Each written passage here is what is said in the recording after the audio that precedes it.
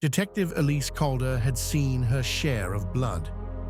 In the 12 years she'd worn a badge for the Boston Police Department, she'd walked crime scenes that stained the memory more than the pavement.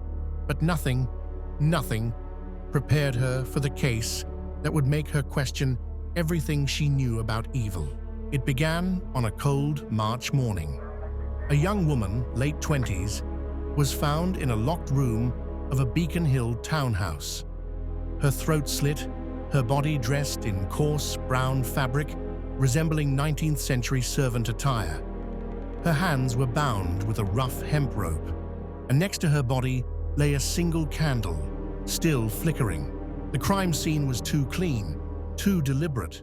The killer wanted it found, wanted it read. It wasn't until Elise stared at the grainy black and white crime scene photo in the lab that something clicked. The positioning, the attire, the candle. It resembled the infamous 1849 murder of Fanny Adams, a London servant girl found similarly staged after her brutal death. But that couldn't be a coincidence, could it?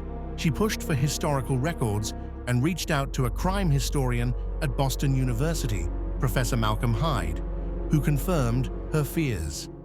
Not only did the murder mirror the 1849 case, it matched it exactly, down to the width of the bindings and the wax drippings on the floor.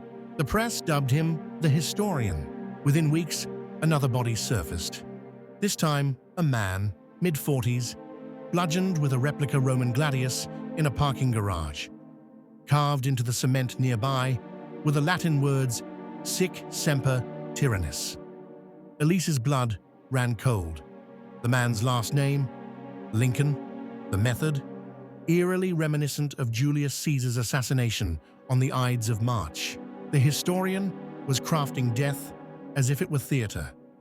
Every victim a character, every scene a page from time's darkest annals. Elise dove deeper, linking obscure murders from history to the scenes appearing around the city. A woman drowned in a bathtub filled with lilies, echoing the death of Egyptian Queen Arsinoe. A man tied to a chair, suffocated with gold leaf. The same bizarre end faced by Roman General Crassus. It was Professor Hyde who made the connection Elise hadn't. All of the victims were related, directly or distantly, to people involved in the original historical crimes. Descendants, bloodlines. This wasn't about copying history. This was about rewriting it. The final clue came from an unexpected place. A diary recovered from the home of the most recent victim.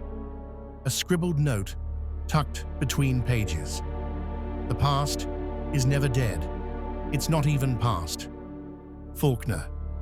And beneath it, a modern address. Elise went alone. The house was silent, filled with antiques. On the walls hung portraits, not of family, but of murder victims through history. Elise stepped carefully, her hand on her holster. In the basement, she found him, Professor Hyde. He stood before a replica of the guillotine, a trembling man gagged and bound beside it. "You were always clever," Hyde said calmly, almost fondly. "But even clever people forget. The victors write history, and I am giving it back to the victims." Elise didn't hesitate. A single shot dropped Hyde before he could touch the lever. As backup arrived, Elise stared at the walls. Hundreds of faces, each with a story, each waiting for someone to stop history from repeating.